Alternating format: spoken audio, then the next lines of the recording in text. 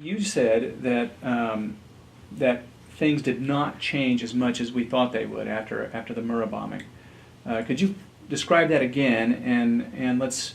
I want to explore that and take it to the next level about terrorism now. Go ahead, please.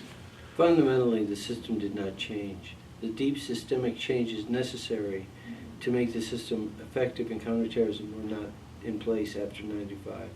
For example, the wall between pure intelligence and domestic intelligence was still up, which meant that an FBI agent working a criminal case on a terrorist could not get information that was coming from the CIA about that terrorist. This wall was a problem. It's not a problem if you're working bank robberies because there isn't a great deal of foreign intelligence involved. But if you're working international terrorism, it's a serious issue. The other thing that didn't change was everybody wasn't involved in terrorism. After Murrah, if somebody said terrorism, the reflexive response was call the FBI, they do that. Now everybody's involved in terrorism. As I said before, the FBI is highly competent but heavily burdened. They can't do it alone. 9/11 proved that. They can't do it alone. So now we have more people involved in counterterrorism. And also we have our fusion centers and intel. The prevention of terrorism at the tactical level in this country, as I said before, is an exercise in the use of intelligence because of target displacement, Ben.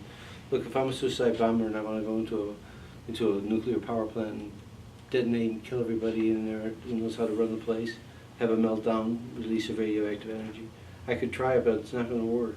I might get to the dome, they're not going to let me in, the security guards are going to be coming, so I put myself up against the concrete wall and I detonate. What do I become?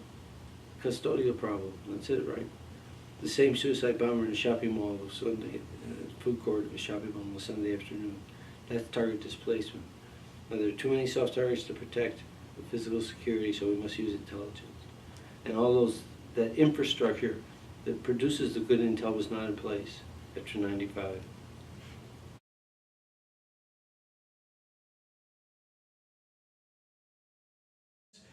We were expecting, or at least, okay, McVeigh was expecting that he was going to be leading a charge, that he was going to be John Brown and going to lead a cause that was going to, with his death, become the next thing, the next Civil War or something.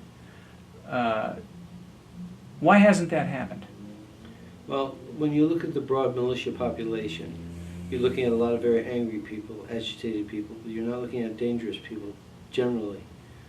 The challenge is separating the dangerous from the merely angry. The merely angry are the people who join these organizations. It's a reactionary thing. There's a black man in the White House, the Dems are in charge, the liberals are in charge. Our foreign policy is what they like. So they form these groups and they coalesce around issues, but most of them are not dangerous. They're simply angry. The dangerous people are a minority, but they're there. Now, after '95, the rational people in the militia, of which there are many, were so horrified by what they saw, they said, we want nothing to do with this, and they left. And consequently, the movement lost its forward momentum.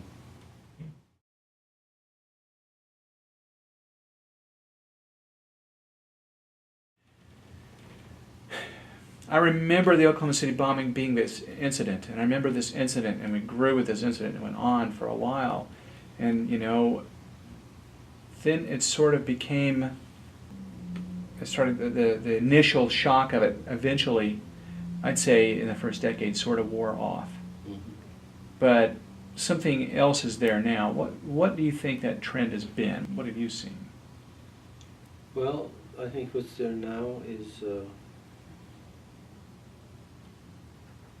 courage from the victims to survive, enduring testament to the human spirit,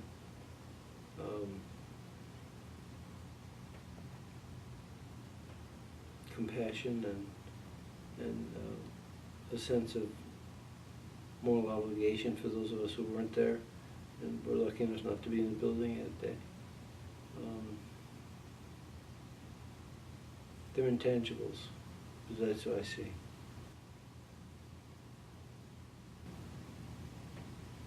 Well, I think as long as we have liberty in this country, we're going to have terrorism, because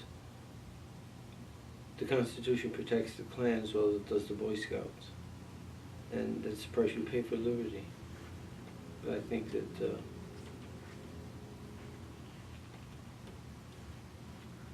I think we're up to the task.